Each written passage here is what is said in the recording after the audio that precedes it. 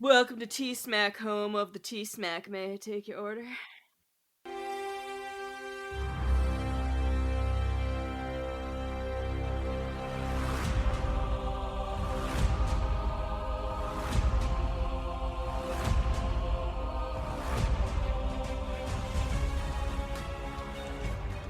Hello there, and welcome to an all-new episode of Talking Smack, where we talk superheroes, movies, animation, comics, and much, much more. I am your host, Josh Scar, and normally I would be joined by my co-host, Alex, but he is not here this week, so I went scrambling for a ringer, and boy, did I find one that is gonna carry some weight this week, I think. Gregg Beever from I Have Some Notes. Greg, welcome back. Too kind. I as I said to you before, I was scrambling myself just to make sure that I had something smart to say during this episode. So let's hope talking Andor. There's nothing but smart things to say, right? Yeah. Gonna fully understand all the allegories. We get things. We understand them. Yeah. So first and foremost, I have to say thank you to you, Greg, for not only being here, but on day of recording, you guys released, I Have Some Notes, released your Thunderbolts / New Avengers episode. And towards the end, you guys had some really kind words to say about our episode and our podcast in general. So thank you very much for that. I know I put something in your Discord, but just since you're here, thank you for the kind words as well. Yeah, no, you're welcome. I mean, it's very much deserved. And like I said, I enjoyed listening to that episode and just comparing my perspectives compared to your perspectives. Like, I'm coming from like a non-comic book background compared to like two people who are, to my mind, are pretty steeped in it, obviously, given the name of your show. But you know, I just love seeing that comparison and seeing how media hits different people. I'm really interested in that, and yeah, it was really, really fun listening to it. Yeah, and like, I know I said I think it's a pass, but like your 4.5-star rating with all the things you said, I'm like, yeah, I see all that. I get it. That's one of the things that I think Alex and I really strive for with this show, is that we're not just running around being like, Kathleen Kennedy's ruining my life because she hates my childhood. We try not to do anything like that here, because that's dumb. No one is out to get you personally. They're trying to tell stories and make money at the same time. And sometimes making money is more important than telling good stories. For sure. I think any media conversation needs to be anti-gatekeeping, right? Like keep the conversation open, keep your mind open to other perspectives, because you never know where it might lead. You might end up loving a show or a movie more after you hear someone else's perspective on it. Or just time changes everybody, and all of a sudden people are looking at the prequel trilogy completely differently. I still think the quality isn't there, but you understand a little bit more of what George Lucas was going for, and he just needed someone to be that anvil for him to refine himself on. But no one wanted to do that with him. I think we say it often on our show that we appreciate someone who takes a big swing and misses rather than taking no swing at all. Rise of Skywalker being one of those no swings. Yeah, that's a strikeout looking. And a good day for Lucas too, because suddenly he didn't make the worst Star Wars movie. There you go, exactly. So Greg is here to talk Andor season 2. We're obviously a couple of weeks late, but we had our big 200th episode to release that same week, and then we had Mission Impossible, which I'm still vying for one extra bonus episode of I Have Some Notes for Final Reckoning, because my lord, does that movie need a plot. I have to I'll tell you from behind the scenes, I had pitched doing Dead Reckoning, or what's it called again, the Final Reckoning. And I was met with some nonplussed responses, so I don't know if it's gonna happen, but I still want to see it, and maybe it's an episode that we get to in season 11 rather than season 10. 11 premiere episode. That's what it'll be. Yeah. I think for the spectacle, it's worth seeing. I don't know if you guys have listened to our review episode yet. I think as an action movie, I think it's a solid action romp. The plot is minimal, but it's more a vehicle for Tom Cruise to be like, look at all the things I tried to kill myself with this time. Yeah. Whereas it's not really a Mission Impossible movie. It forgets to do a heist, and it forgets to do anything interesting with the group. It just is more about pushing Ethan to go meet up with some new people and be like, aren't I the greatest person in the world? Don't you want to help me? Let's help me. And then I'll save the world. Well, that's what I was going to ask. I was going to ask, because one of the problems I had with Dead Reckoning was I really felt the God complex in Tom Cruise quite heavily in that one.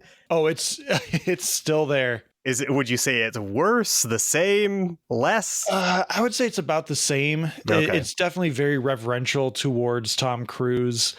I think I don't like him even more in this one, but again, that's a little bit of my jealousy of him just writing himself into a very non-romantic romance with Haley Atwell in this movie. And it's like, it's gross. Stop it. Well, I'll tell you who I don't get a God complex from is Tony Gilroy. Yeah. We'll talk a little bit about him and his background, but first we're going to hear from a few friends of ours over in the UK, Tim, Joey, and Alex over at the Game Club Pod. And when we come back, we're going to talk Andor Season 2. Welcome to my friendly Game Club, where everyone is welcome. The podcast where we share, we play, we run and sing. No, we don't run, but we do sing. Hey kids, are you looking for a new favourite fortnightly video game review podcast? Then boy howdy have we got the show for you. We take a different game every 2 weeks and we review them just like a book club. You can find us on all good podcasting platforms. And some of the sketchy ones too. Simply search for the Game Club podcast and join the club today. I really wish they would bring that energy to every episode. I know it would be really hard to maintain, but that would be one where I think people would be like, what the heck am I listening to right now? I was just thinking like, boy, that's the peppiest podcast ad I've ever heard. And I've heard a lot because I listen to our Heart Radio shows and like that, their shows are like 90% ads for podcasts. Do they still have Office Ladies? I haven't listened to that one in forever. That was a big pre-pandemic pod for me. Oh yeah. Yeah. No, I'm not familiar with that one. That's Jenna Fisher and Angela Kinsey from The Office. Okay, they do the rewatch. I was really into the rewatch podcast before I discovered the indie podcast scene. But thankfully, the Scrubs rewatch one coincidentally took me off of it because I got really tired of Zach Braff and Donald Faison just talking about how much Donald Faison loves smoking pot. And I was like, that's not what I'm here for. Let's see what else I can do here. And then I found like I have some notes on Chef, The Cultworthy, all these other shows. And I'm like, thank you. These are podcasts that I really want to listen to now, not just like nostalgia bait. A lot of my viewing or my podcast listening is pretty political based, and like sometimes I'm just like, oh boy, I need to find a lot more lighthearted shows and stop with the doom spiraling all day long. Yeah, we usually try to be a little more lighthearted here, but with Andor Season 2, that's not really going to be the case. Nope. It is a very dour Star Wars, but a very apropos Star Wars, if I'm using the term correctly. Yeah. A very appropriate Star Wars for the times, our time. yeah. It's not just allegory anymore. It's foreshadowing.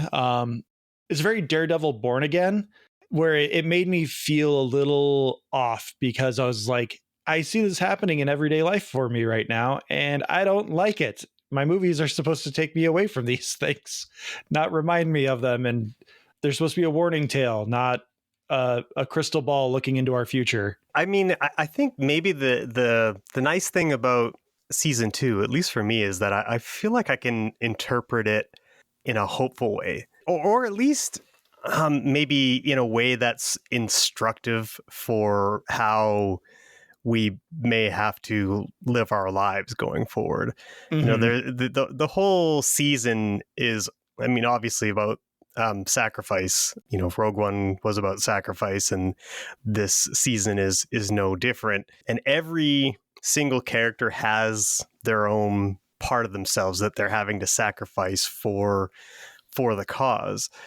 And I found myself like, you know, asking myself while I'm watching the series is like, what am I prepared to sacrifice in order to live in a better world, you know, or help create a better tomorrow. And I'm wrestling with that stuff every day anyway, I feel like. So it was kind of nice to watch a show that was speaking to that part of myself that is all at once terrified and hopeful for the future. It's a very existential map to putting yourself in a place where you can combat the rise of fascism, authoritarianism, whatever it may be, whatever you want to call it, I guess.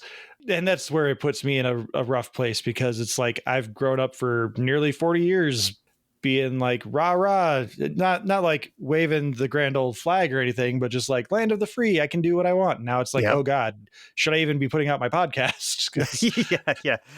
yeah. I'm not blow drying the Cheeto or anything like that. I'm just trying to do my own thing. So with season 2 of Andor, they break it down into a countdown to Rogue One, essentially, just before the Battle of Yavin. So we start in BBY 4, 3, 2, 1, which BBY, for those that don't know, is before the Battle of Yavin. And then Star Wars, that's their timeline.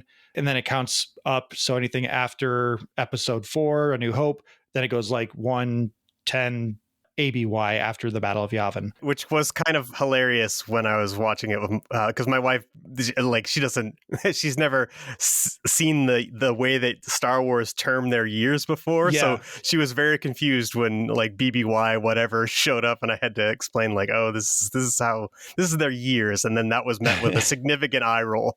I thought that was really interesting that they just went BBY. If you don't know what it is, look it up. Yeah, they just went for it. Yeah, no hand holding. Yeah, this is the lore. Deal with it. I think it's the first time they ever actually acknowledged in the Disney canon BBY, or at least in non-comic book or novelization. I like whatever visual media you want to call it. Yeah, I would have always kind of thought that was more or less just a thing for people who like to scroll Wikipedia, you know? Yeah, the Star Wars explained people. Yeah. So I found that really interesting, and again, just something that they like we just said they threw people into. It's building up towards Rogue One, Cassian leaving for I forget the name of the planet where he's going to go get Jyn Erso and everything. But we get this broken down into 3 episode arcs, essentially 4 3-episode arcs. Yeah, that's the way the math works. So let's kind of go one by one with these arcs, because first and foremost, how did you feel about how they broke this up? For me, I really felt like it took a little bit of something away from some of the character development. I understood what they were going for. I understood the stories that they were telling, because they're going more for, these are the events that are happening that are leading to what we need to get to. Yeah. We've moved beyond character development. Now we need to tell you about these events specifically, and you're going to fill in the gaps with the character stuff as we go along. Yeah, I didn't really have a problem with the structure, but we got to it late. So as I understand it, it was released in 3-episode chunks. So each part was released all at once, right? Yeah, so 3 episodes per week for 4 weeks. Yeah. So I kind of like, we were watching, I don't even think we watched them in the 3-episode chunks. Like I think we watched like the first 4 episodes and then a couple more and so on and so forth. So it may have played a little bit differently for them. I mean, obviously you could definitely see where the hard breaks were, and that was fairly obvious, but I didn't have a hard time with it. The one thing I'll say is that from chunk to chunk, and this maybe speaks to what you were saying about losing a little bit of character development, is that, you know, we do jump is a year or two. Usually they say a year down the road, and it does feel like a pretty hard reset on each character, and you're having to catch up with reacclimate what's to been them. happening to them in that intervening time, right? So sometimes it worked seamlessly, and just sometimes I was feeling like it doesn't feel like a year has passed. It feels like we've kind of picked up exactly where we left off, or whatever. So I don't know. That's pretty minor criticism from my point of view. Yeah, I don't think it breaks the show for any real means, but there are some things like I believe it's at the end of the the second arc where it Will was like the little brother guy from their crew. I want to say it was Will. Yes. I'm pretty sure it's at the end of the second arc where he joins up with Saw Gerrera's crew. Oh, yeah. He's been stuck in training some people to do a sequence to disarm some kind of security thing for the Empire. I'm forgetting exactly what it is. But Will has memorized like thousands of sequences to be able to disarm these things. And he's training other people to do them in a specific order so that they can understand what they're doing and they can adapt. At the end of the episode, Saw Gerrera kills the guy that he's been training because Saw either has discovered or decided that he is a rebel spy. And now Will is kind of seemingly stuck with Saw, who is this extreme rebel, which like Saw Gerrera is, we were talking about gatekeeping earlier. Saw Gerrera is kind of gatekeeping the rebellion because he thinks that only he and his crew are like the true rebels. They're the only ones that truly understand what it takes to fight the Empire.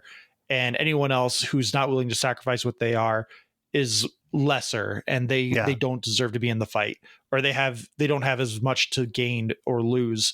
So they're not truly fighting. They're just trying to do something. He has a really warped perspective, and this episode ends with Saw inhaling I can't remember if it was like poisonous air in the atmosphere or if it was like from the batteries or something that they were dealing with. But he like convinces Will to breathe in that air as well. And Will has this big like Shawshank Redemption moment where he's just like screaming and taking in what is like the symbolism of the extreme rebellion. And then that whole thing is just kind of dropped. I listened to David Chen's Decoding Everything when he was talking to Patrick H. Willems about just their recap of everything. And they seem to think that Saw Gerrera was well fleshed out compared to what he was in Rogue One, which is not that much at all. Yeah. But they felt like Andor season 2 gave him a lot more context. And I'm like, did it? I think we got more context from season 1 than we did this season. Like if you didn't watch that episode from season 1, you have no idea who this guy is and what he's about in season 2. Yeah, I guess I forget because I didn't rewatch season 1 before watching season 2, so I feel like I've forgotten exactly what his role was in season 1. I know because he plays a role in Clone Wars, does he not? Clone Wars, and he comes up.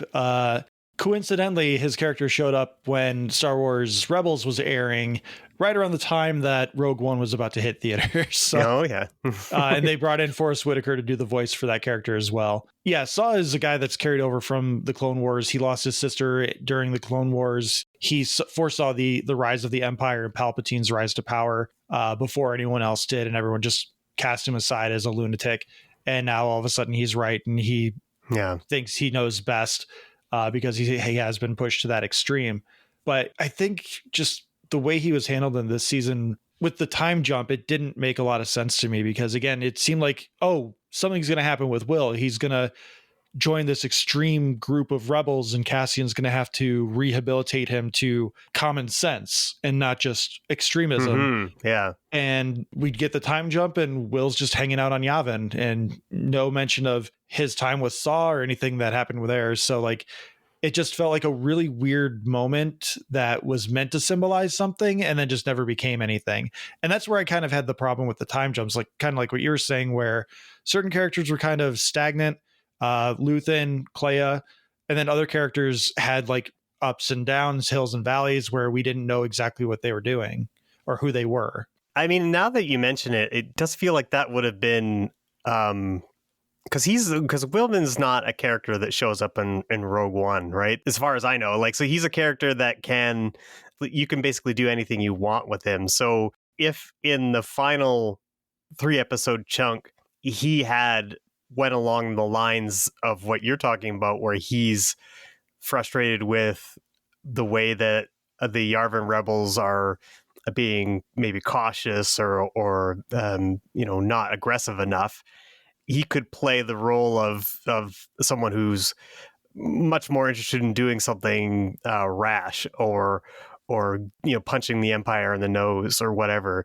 And it might have provided a little extra oomph to those last 3 episodes, which I think were mostly fine. You know, we got a lot of great backstory with Luthen and Clea, and a great episode with Mon Mothma's escape and stuff. But it really felt like it was winding down after the Ghorman stuff, and we were sort of all the chess pieces. You could feel the chess pieces being put into place to make sure that everything lines up with Rogue One, and I think that kind of naturally puts you in a place where you're not really ramping up to a conclusion. You're ramping up to the eventual conclusion, which is a problem that most prequels have, I think.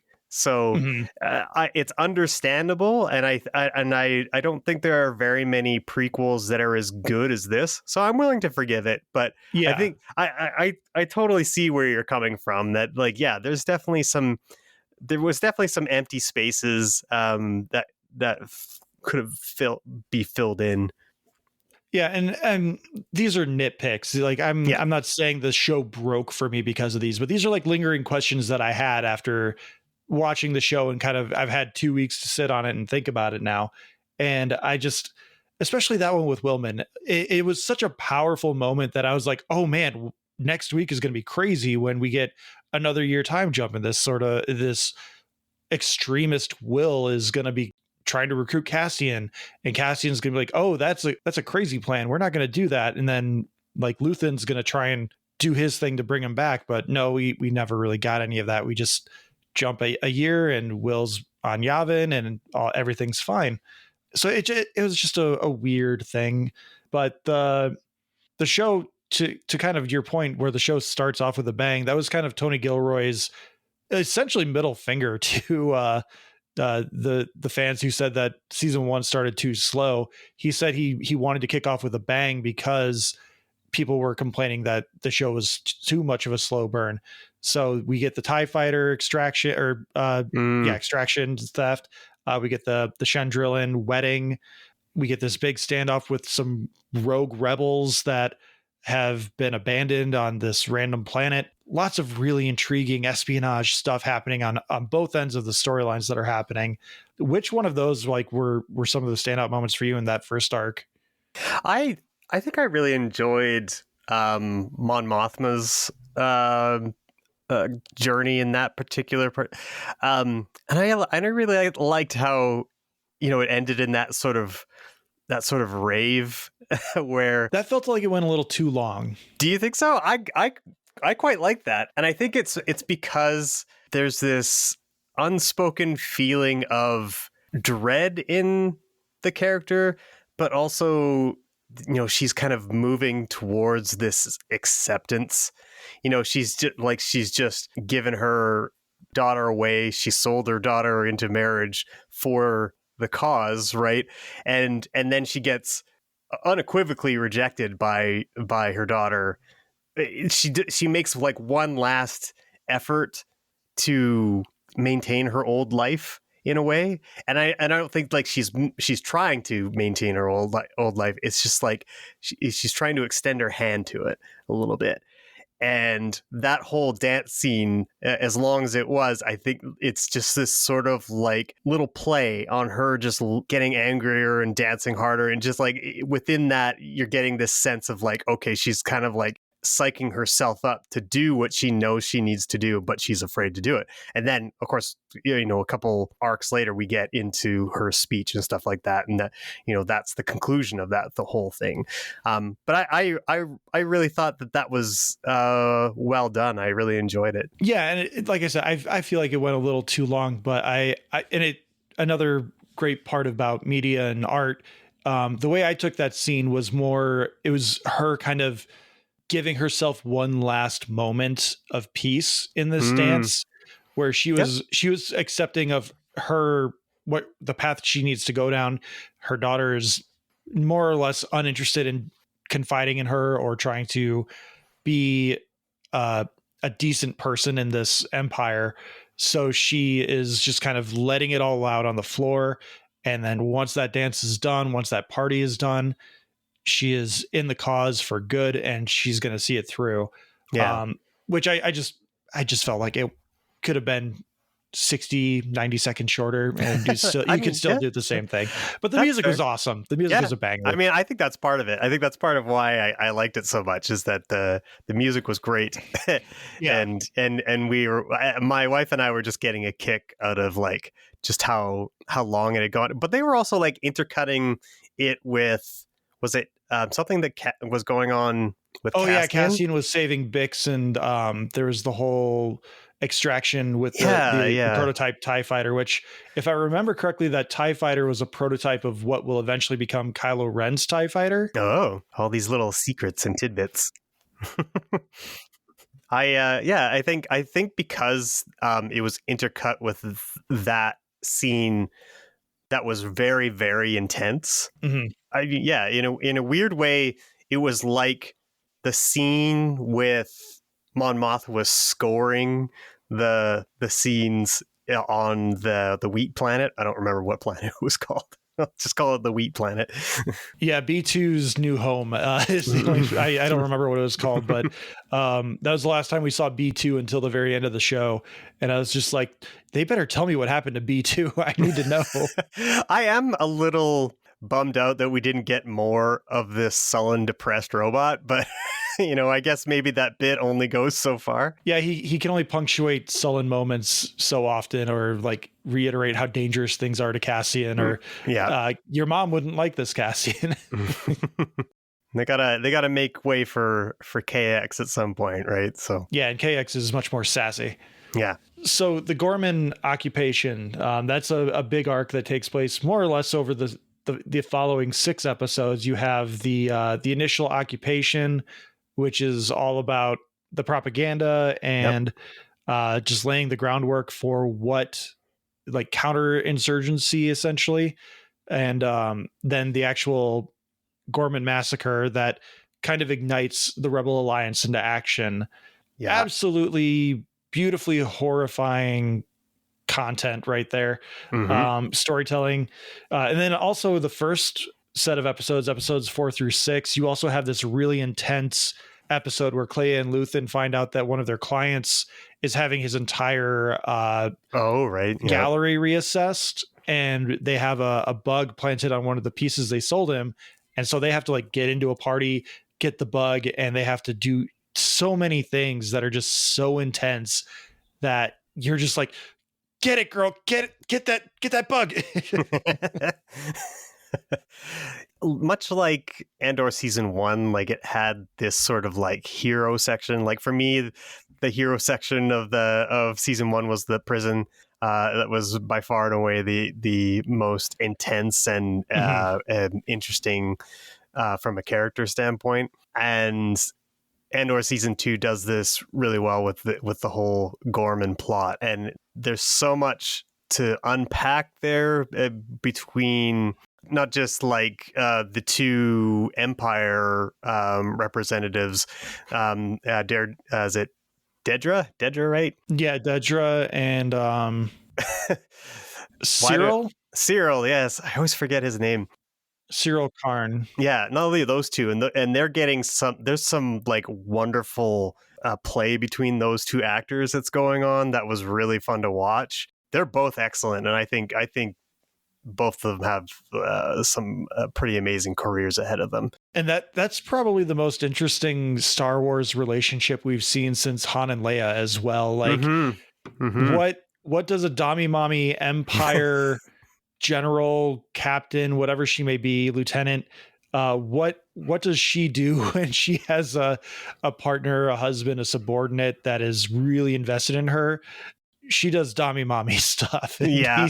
He's all for it. Rescues him from his mom, his horrible mother. And that scene where he's just laying on his bed caressing the sheets was, I don't agree with his political views, but I have felt that kind of despair where I'm just like, I need to lay on my bed for a minute while you just keep talking, Mom. Okay. This is a bit of an aside, but I thought the set design in their apartment was really brilliant because there were no doors, and everything was kind of like an open hallway. And even though Syrill was having this moment where he's thrown back into being a little boy and going and sulking on his bed, like there was no privacy, and that really to me kind of spoke to like how the Empire works. Like nobody gets any privacy or secrecy or whatever. Like the Empire is all seeing, and it just felt like they did that on purpose. Like, you know, like it doesn't matter where you are, you're always exposed. And I don't know if that detail was that purposeful. I assume it is, because most of these shows are really well thought of. It makes sense too, because it's that classic sterile Empire aesthetic where it's just all white. Like there's very little color. If there is color, it's like black on white. Yep. So like it's I think that's a really great observation. That's not one I connected with. I just thought it was really weird that he's laying in bed while they're having this conversation where Dedra is like, we're going to make a deal about our time with Syrill together. And shout out to Catherine Hunter as well, who played Cyrill's mom, Edie. Just amazing, disappointed mom energy throughout the entire show. Home run after home run every time she was on screen. She was fantastic. She has that smoker's voice that you just you attach to those boomer moms, and like, it makes perfect sense.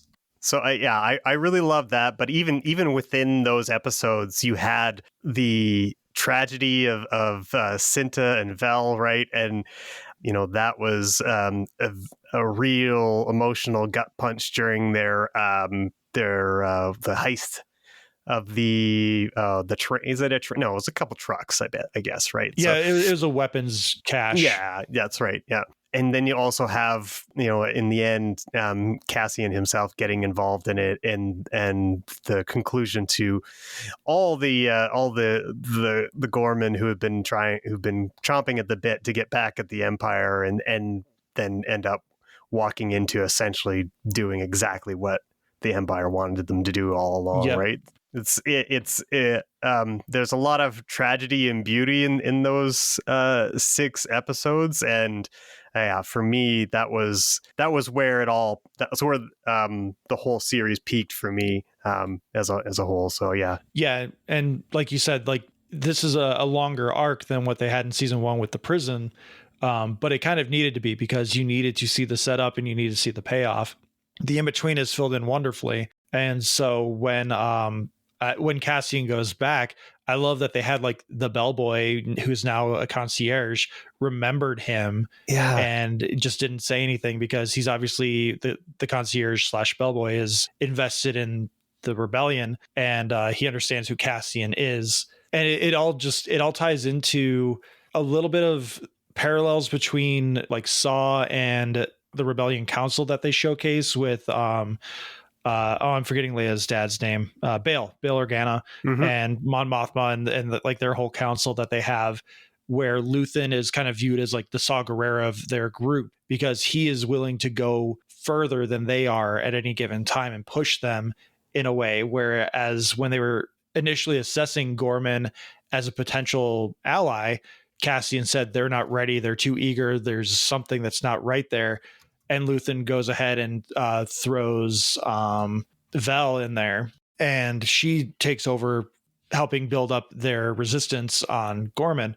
But in this situation, Cassian's assessment was right, because they were playing into the Empire's hands. Yeah. And I think that plays really well into some of those parallels that we were talking about earlier, which again just speaks to how well the show was written and ended up becoming through the editing and finalization process. The whole show is pretty gorgeous looking, and the one thing that maybe stands out to me is how many actors they got who know how to say so much without saying anything at all. You know, like the seething underbelly of the character of Clea, the vulnerability of Bix, and the fear underneath Mon Mothma.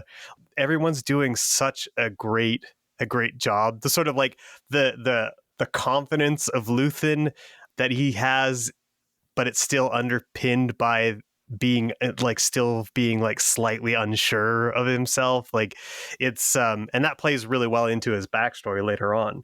Everything clicks really well with the actors, and that was, so impressive. And like you say, like with when you have all these things that are running in parallel, you can get so much information coming from just the actor's expressiveness that leads into the plots of each other's storyline. So I found that really fascinating. It's a lot of show don't tell just from facial acting, which is a fantastic point. And we need to shout out Elizabeth Dulau, who plays Clea. This is her first leading role or like any real significant role that she's had in Hollywood, and talk about a home run for casting. And then Bix, Adria Arjona, also fantastic. Seeing what she did in this season, especially, she's a drug addict. She's a recovering, or she's a survivor from a sexual assault. She's got all these things happening, and like, who has had a worse life in Star Wars than Bix at this point? Yeah, Anakin Skywalker's got nothing on her at this point.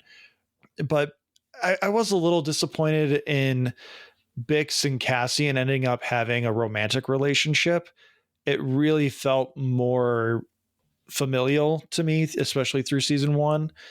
So when we came back in season 2 and they're laying in bed together, kissing, alluding to other things, I'm just like, I get it. I don't necessarily like it, but I get it. You just would have rather Cassian be a loner, or you just thought their relationship didn't need to be heightened to that level? I don't think it needed to be heightened to anything romantic. Again, I get it. They've gone through so much together that it's almost like a foregone conclusion at this point that she would find comfort in him because he's been there to protect her so many times. And through their history, she should probably have some kind of understanding that he would help her get past her trauma in some fashion. But through his experiences, he seems to be kind of holding her back up to a certain point. Like there's the episode that ends with them bombing one of the Empire facilities, and they do it as a team where she gets to get a little bit of payback on the guy who had her in the torture device in season 1. And that's kind of where we see that turn where Cassian's like, okay, she's not as fragile as I've been making her out to be in my head. Right. And maybe we've turned a corner. But I didn't think that it needed that romantic turn, but it does make the lack of romance in Rogue One better, in my opinion, because even though we know how it ends, we know there's no romantic anything, there was no time for them to develop romantic feelings. There was always this weird undercurrent of, is Cassian like falling in love with this girl, or like what's going on? And then you get the hug at the end, and you get that quick flash of him just like gasping. And I think that makes that moment better because he's probably thinking about Bix and just hoping that she's going to be okay without him. And you don't quite get that. What's Scott's word? Would it be pathos that Scott likes to use? You don't get that pathos with that reaction that Cassian has if it's not for the romantic relationship with Bix. So like, I get it. I don't know that was needed though, but like I can appreciate it at the very least. I think from a screenwriting perspective, like I think the reason that it's there is to drive home Cassian's sacrifice, right? Because he is essentially sacrificing any kind of normal life, like going back to season 1 after the theft. Like he's trying to live a normal life. He's trying to take his earnings and live the rest of his life in sort of luxury, and then he basically gets thrown in jail for not even the thing that he did. Like he's just like he was in the wrong place. Yeah, the wrong place at the wrong time, and that's what happens in fascism, right? And like so that illustrates to him just that there is no safe place in a fascist regime, right? And I think in season 2, like he's kind of feeling like I can have both. I don't have to sacrifice that much. And his arc is to sort of like, it's almost foisted upon him, but he has to deal with the fact that like he's got to give up almost everything. And that's eventually what he does in Rogue One, is he does give everything up. So I think when you have a romantic relationship and sort of like this idea of I can win the rebellion, but I can also have a family life with this woman that I love, it drives home that sacrifice that much harder. So that's my perspective on it. I don't know that I don't disagree that like it could have worked if they were the best of friends kind of thing, like you say, and they do have a rich history from season 1 that's already nicely established. But I just think that like screenwriting wise, I think that's why that's there. And that makes sense. And like I said, it's anything I have negative to say about this is it's a nitpick. It's really just me being like that. I feel like that could have been a little better. This is already a $650 million project between the 2 seasons. Yeah. So like there's not that much wiggle room once they say, okay, the script is good. And so I think part of what you were saying also with Bix kind of taking that choice out of his hands and saying, I'm going to go if and when we can be together again, you know where to find me, or we'll meet up again. I really like that. And then obviously there's the implication that we see at I think it's the very last shot of the show. Yep. The implication at that point, with the benefit of hindsight, is that she's pregnant and she knows she can't be a part of it. So she's taking the choice out of Cassian's hand to run away with her because she knows he can't just walk away.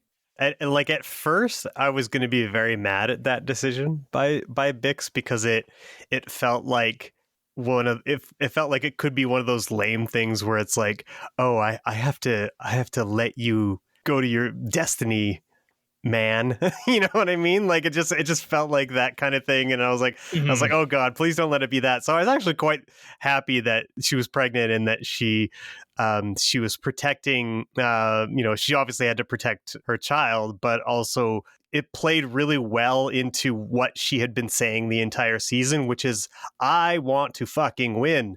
I don't care. Like, and I think, and then her decision becomes, I think Cassian has an enormous role to play in this rebellion, and I want to live to see a better day, and I'm willing to make that sacrifice, right? I'm willing to put our relationship aside so that we can win. And that's so again, rolling really nicely into the theme of the entire season, and also nicely fleshing out that decision by the character, which I was initially sketched out by, but luckily they had a plan for that all along.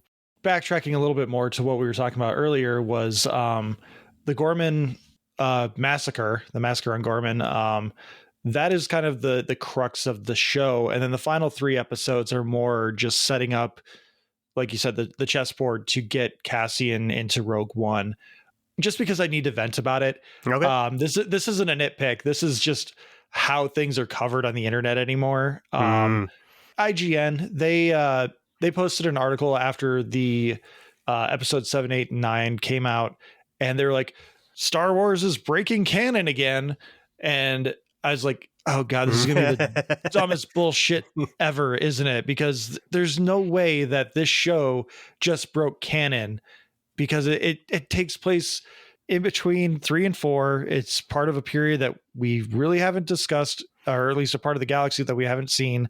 It's not dealing with anything Darth Vader. It's not dealing with anything Palpatine, other than, again, decrees and just like the way the government works. But there's no Force anything happening here. So unless there's like a weird thing about the Force healer, what is this? I click on it because I'm just too damn curious and I need to know how stupid it is. And they're complaining about how Cassian comes into possession of K2. In an Andor comic that came out shortly after Rogue One, apparently Cassian just kind of like negotiated K2 into breaking his protocols and changing his programming. He was just like being held prisoner and was like, hey, the Empire's kind of screwed up, isn't it? They're making you do this when the rebellion's just wanting to do this. Doesn't that make no sense at all? And I guess that's how in the comic, that's how it happened. And now we get an actual origin story where they rewrite K2 and they rebuild him after he gets broken during the massacre on Ghorman. The thing that always bothers me with anyone that talks about Star Wars canon is they have never cared about anything that is not a movie or a TV show. If it's not in a movie, if it's not in a TV show, that canon is subject to change. Like, it should always have an asterisk on it. Like Star Wars asterisk, Rise of the Empire. Like, okay, I guess we don't, or Heir to the Empire. I guess that's a good one to use. Big asterisk, subject to change. Don't take this as anything other than a piece of fiction, even within a fictional universe. Canon is and should be very malleable, in my opinion. Like, for one thing, just from like a movie making perspective, like, why would you handcuff yourself that hard just because in a comic that probably most people haven't read, KX is introduced in a different way? They're trying to tell a clean story from beginning to end, and to take some sort of like deviation, just like a detour into like a whole nother world where Cassian is like negotiating something, would that be fun, or would it just take you out of the show? Because why are they doing this? Why are they like, we just went through the Ghorman massacre. Why are we negotiating for a robot? So like you have to have a little bit of give and take with this kind of stuff, and understand that like sometimes those sacrifices are done for the good of your viewing pleasure and the good of the story that they're trying to tell. It's not that they're trying to erase canon or anything like that. It's in order to tell the best story they can. I just don't get it. It's having the comics and everything. Yeah, it's fun, but you have to take it with a grain of salt when it comes to Star Wars, because they're probably going to eventually do something that changes it. They did that with Kanan, which I love Kanan from Star Wars Rebels. They released a Kanan, the last Padawan comic, or the last one of the, I forget exactly what it's called, but it's a Kanan comic from Star Wars Rebels. And they gave his origin story where they were sitting around a campfire and Order 66 came through, and all of a sudden blasters are going off and he gets sent off by his master Dua Lipa to just run and hide. Fast forward 10 years to the Bad Batch, and all of a sudden the Bad Batch is there, and they're not Order 66 because they've got their chips burned out, or like they never got them because they're deviants. But that's the new canon because that's on screen. That is something that they will acknowledge as canon because, among other things, Dave Filoni created it. And Dave Filoni doesn't mess with his own canon. So like, I'm not fussed about it, other than the fact that I took the time to read this article because I knew it was going to be stupid. I think the big positives for the show is that the Emperor is kind of like omnipresent, but never shows up. It is very much just about kind of the aura of authoritarianism, fascism, and how it bleeds down into the local government and everything like that, and how the big government eventually just kind of takes over everything. There's a scene where they shut down an entire hospital wing that is like an ICU wing. They're trying to work on keeping people alive, and the only person that is prioritized is the Empire's one hostage that they're trying to save, which is Luthen. They're trying to make sure he makes it after sacrificing himself, and it shows how little they care for life as long as they can maintain their grasp on power and weed out anything that can disrupt that power. And more great Clea stuff in that episode as well. But overall, I really this show is different than a lot of Star Wars that we've gotten in the past. It's in line with what we got in season 1, but I think it even goes further than season 1 did in a lot of respects. Yeah. Because of those time jumps that we talked about, where it's able to show the progression of fascism, the progression of the decay of just civil liberties, especially because of what happens on Ghorman. And we haven't talked about Benjamin Bratt as Bail Organa yet. That's one thing I do want to talk about really quickly, just because that was surprising. And I had Mandela affected myself into being like, oh, that's right, Jimmy Smits died, didn't he?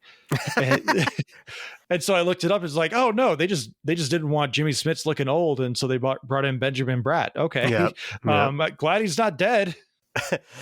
I think, well, I want to touch on it on a lot of things that you kind of mentioned there, but I was also like thrown that it wasn't Jimmy Smits, and I get it. Like I think you should just always recast when necessary, and if the person has aged out of the role, just recast. People can handle it. I mean, when I was growing up, you had to recast all the time.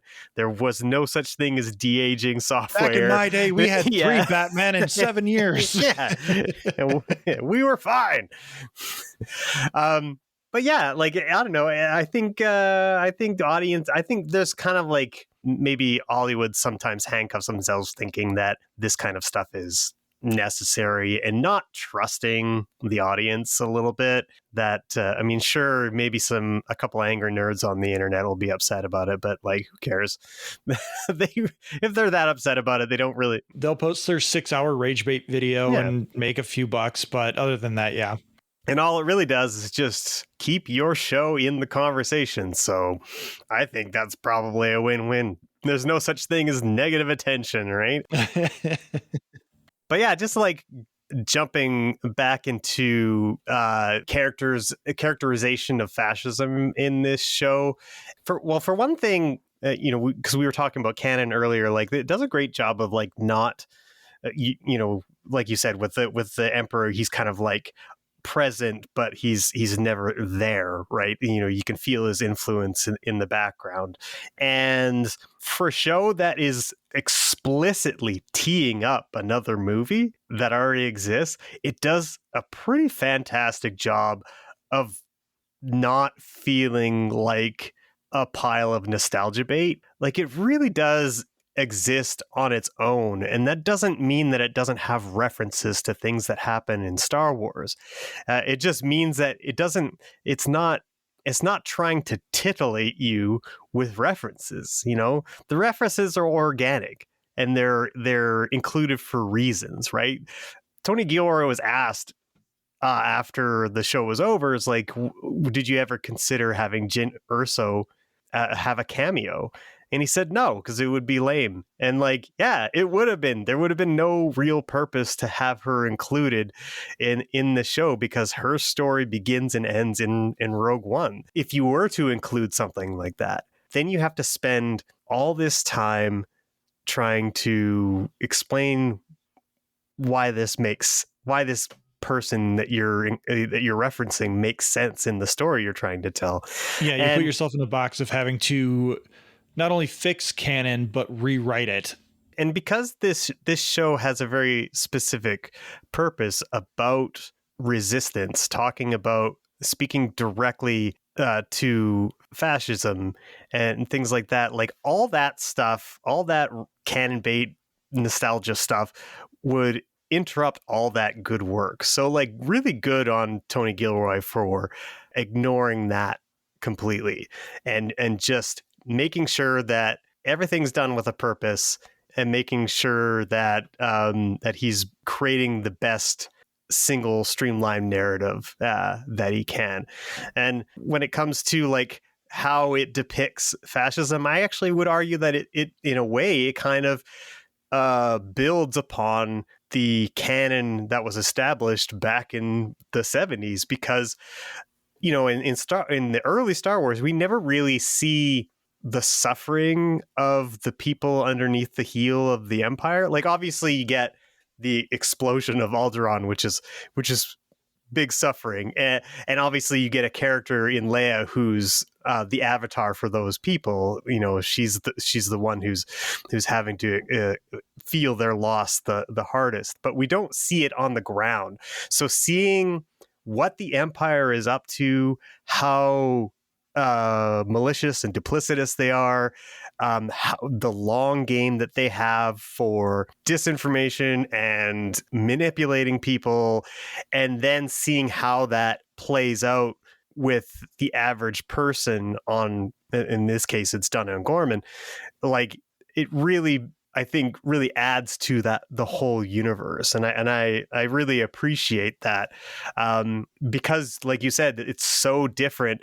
It made Star Wars fun to watch again, because here is a show that is taking the serious themes of the original, popcorn movie, and turning it into something that is more akin to prestige TV that you would find on HBO. Yeah, the recontextualization of the Empire, I think, I don't know if I would say it was fun to watch, but I do think it's kind of important to contextualize exactly what the Empire is and what they're doing.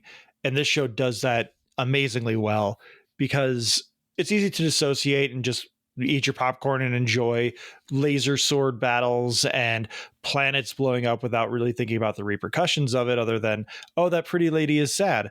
But the minute you put it in this context that we have in this show, where Cassian's getting thrown in jail for no reason whatsoever, other than he decided to talk to a cop in a somewhat disrespectful way, or he was walking on the wrong side of the street, Yep. or any number of things that they show on the show, that people are literally just going about their lives trying to live, and the Empire is stepping on every ounce of freedom they have.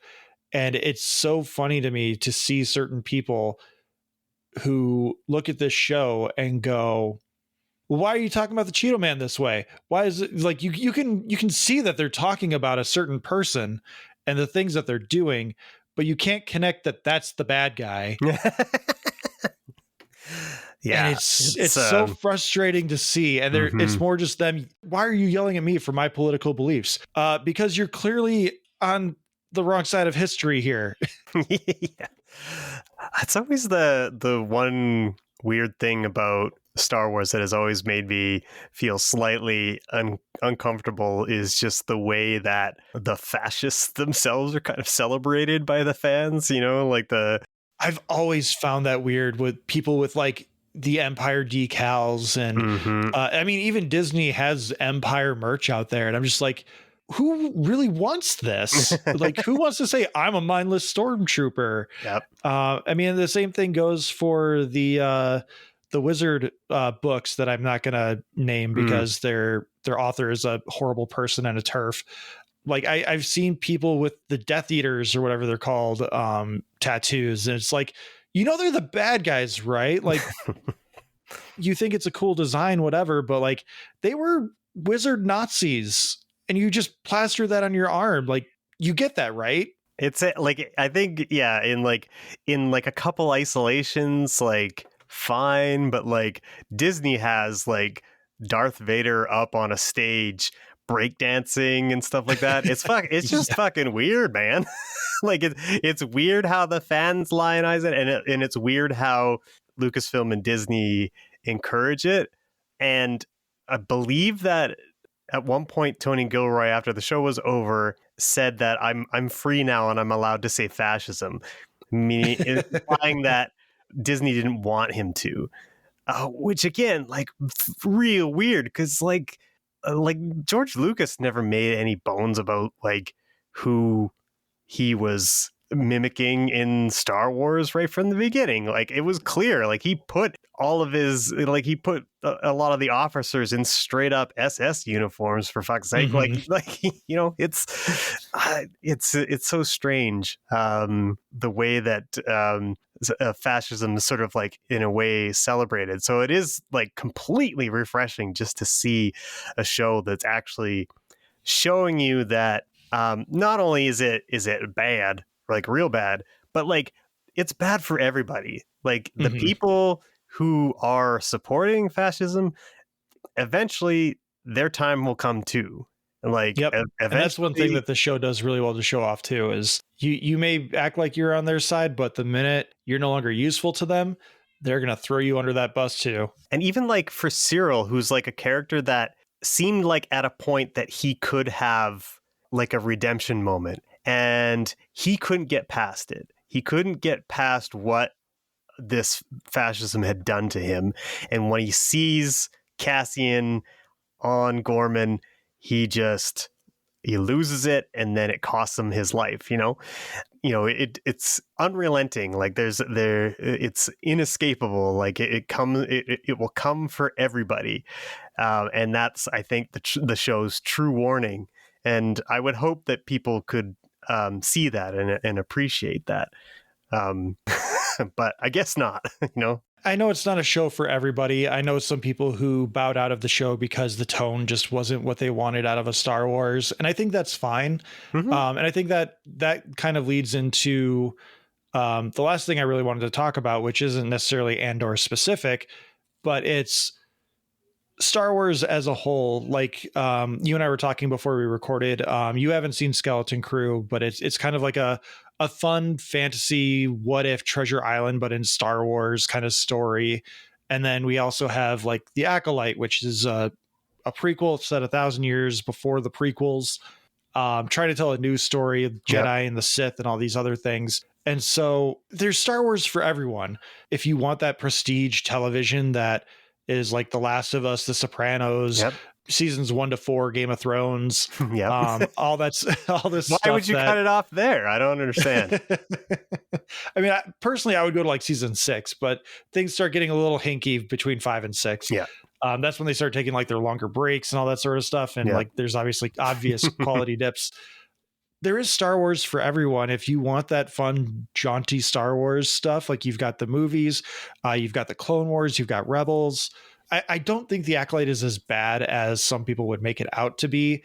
I think it did need another pass on the script, but there are good bones in there. And what you were talking about earlier, where they're like peppering in Easter eggs and references and everything like that. Like, I think that really hurt The Acolyte in the sense that like, let's get Ki-Adi-Mundi in there. And then all of a sudden, all the rage bait people were like, he wasn't born yet. What the hell are you doing to my show? Like, it's Ki-Adi-Mundi. He's nobody's favorite Jedi. Shut up. I mean, I don't know all the, I wouldn't even know. And if it weren't for that rage bait stuff, like I would have just assumed like, oh, like he's another one of that race. That's probably what I've assumed. I wouldn't even assume he's the same character, which is hilarious. But yeah, it was 100 years before the prequels, not 1,000. It was 100 years. Right. I'm thinking of the High Republic, which I think is 1,000 years. Yeah, that makes sense. I think you're right that The Acolyte was doing something I think maybe was much needed in the Star Wars universe, which is it was interrogating the Jedi themselves and asking questions about, are they the good guys? Are they,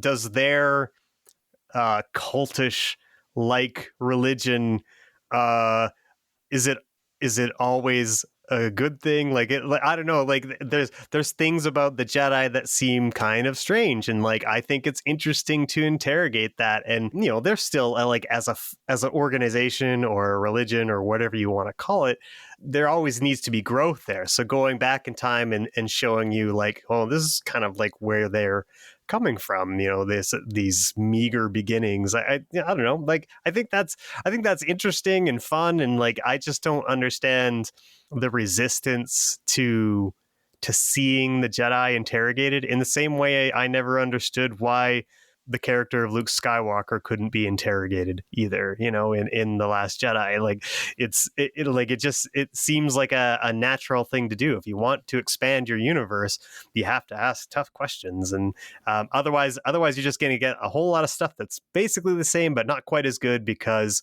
the other stuff has so much nostalgia attached to it. Yeah, the Luke Skywalker one is an interesting debate that I think maybe getting the I Have Some Notes guys on for an episode, because I know Alex has some strong opinions about Luke's presentation in The Last Jedi, because he follows the trope of franchise character essentially gets taken back down to square one because tragedy or whatever reason. And that's not what Alex wanted to see out of Luke in his next appearance in Star Wars. And also they kill him off pretty quickly. I have really weird feelings about the sequel trilogies. I don't really view them as Star Wars. They're too clean in terms of like the picture quality. I love the Millennium Falcon battle that they do on Jakku in the the Force Awakens. But other than that, I don't have a lot of love for the Force Awakens. The Last Jedi, I think there's really good stuff in there, but again, like a lot of people, I don't really like the Canto Bight stuff. And then the Rise of Skywalker is just bad. I think that's part of it that makes it feel like it's not really Star Wars to me, is because it ended so horribly. I like, when the Force Awakens came out, you're kind of like, all right, this is basically A New Hope, but at least it's kind of back on track a little bit. If it was a fun pulpy movie, and all right, let's see where they go. And then they brought in someone who wanted to say something, God forbid. He said it In a Star Wars, no way. Yeah, and then he said it, and then everyone was like, I don't like what you said. And then the next guy was like, okay, well, let's just like repair, I guess, everything that was trying to be said in the first one.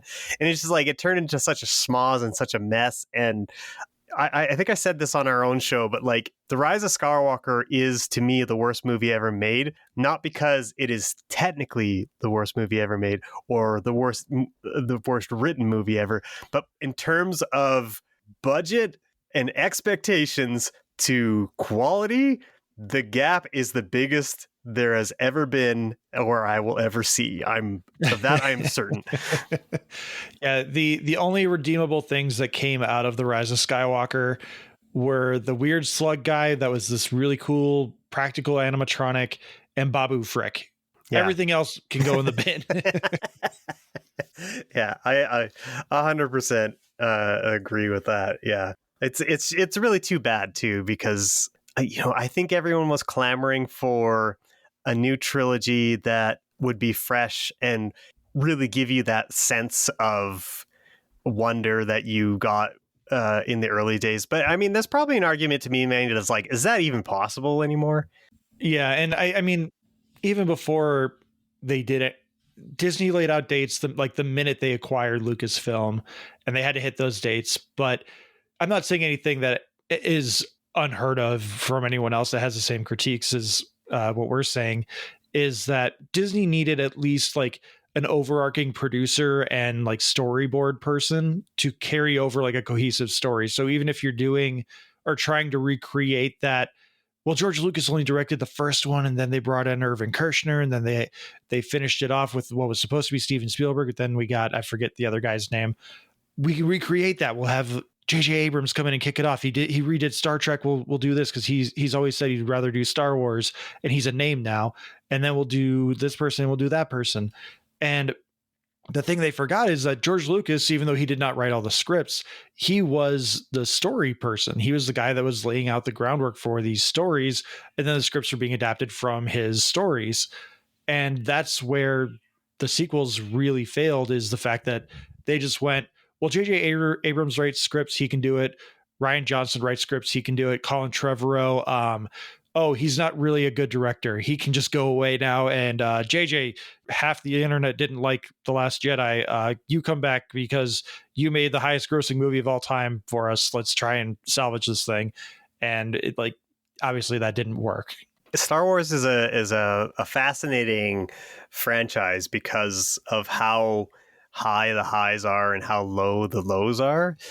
I think everybody in general they want to see good Star Wars. They want to see good stories. And Andor feels like such a unicorn because somehow the studio found a way of, giving it to a showrunner who was interested in doing something different, not interested in doing a whole bunch of nostalgia bait. And it just feels like they would do well to learn the lessons from this. They don't have to keep making prestige television, but I think they do need to open themselves up to expanding the tone and expanding the breadth of creators that are involved in it. Sometimes there's this there's a real want to keep giving the show to former fans of the show, like J.J. Abrams and all these other guys. And like, I mean, who wouldn't want to make a Star Wars? That's probably why you got into filmmaking in the first place. Like, just because you're a fan of Star Wars doesn't actually mean that you can take it to a place that it needs to go. If you're trying to replicate what you felt as a child and trying to, replicate the same tone and themes and all that kind of stuff, what you're going to end up with is something fairly derivative. That doesn't necessarily mean like a fan can't make a good Star Wars, but like it seems more likely than not that that's going to be where it ends up. And when you give it to someone who maybe isn't the biggest Star Wars fan, but is a good writer and can adapt the material in a really interesting way, well, you're probably going to get something like Andor that expands the universe and takes it in directions you weren't expecting it to go, nor the fans expecting it to go. And that's great, because that's what really truly does make a universe bigger, is it going places you weren't expecting it to go. Give us the things we didn't know we wanted. That should be the mantra for anything. That is art, baby. Like if you like that, you can if you're gonna try and calculate what people want, you're gonna fail a lot. Unfortunately, they're banking on, generally studios bank on like giving you great trailers that get you into the theater or make you stream it once or twice so that they can make some theater dollars or juice their streaming numbers, and that's all they really care about. It doesn't really, in general, seem to matter much the quality of the work overall. But if you want to have another Star Wars hit, if you want to truly create the next Star Wars, you're gonna have to give a lot of people a lot of latitude and fail over and over again until something really hits. And that's just not something studios are willing to do. And Rebel Moon is not it. No. Yeah. Well, that's the thing, right? Like you got to give them credit. They gave a director a lot of money and let him take a big swing.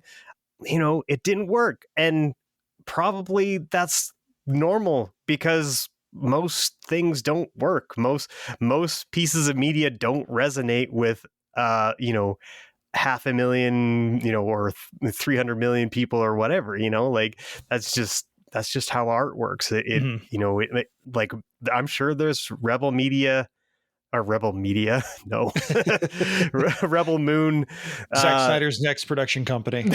yeah. The Rebel Media is like a crazy alt-right media network in Canada here. So okay. So that's probably why that slip came out. But yeah, like I'm sure there's Rebel Moon fans who are super into it and love it. And that's great. But yeah, like what the studios are looking for is the next big hit. And I'm guessing that they learn, whenever something like Rebel Moon fails, they're just like, well, see, we tried and it didn't work and we're not doing it again. Even though like they refuse to acknowledge that they bank their whole thing with Rebel Moon on, here's the theatrical cut that we're releasing on streaming, and then the director's cut is coming. Like you can't discount that. And that's so cynical, because they did that all because of the Justice League, the Snyder cut, yeah, and that was successful. But like, remember, they not without thinking of like why that was successful, like the cultural zeitgeist underneath that original movie, and then also COVID, and like everyone's at home, and we're like, happened is because COVID. Yeah, and we're like, we're bored, we need something to watch. Okay, I'll watch 4 hours of Justice League. Why not? Which most of it is still the same. Yeah. It is better, I'll give it that. But man, yeah, like just not understanding like what the reasons behind why that happened and trying to manufacture it, of all things, like, ugh. Gross. Well, it's not gross.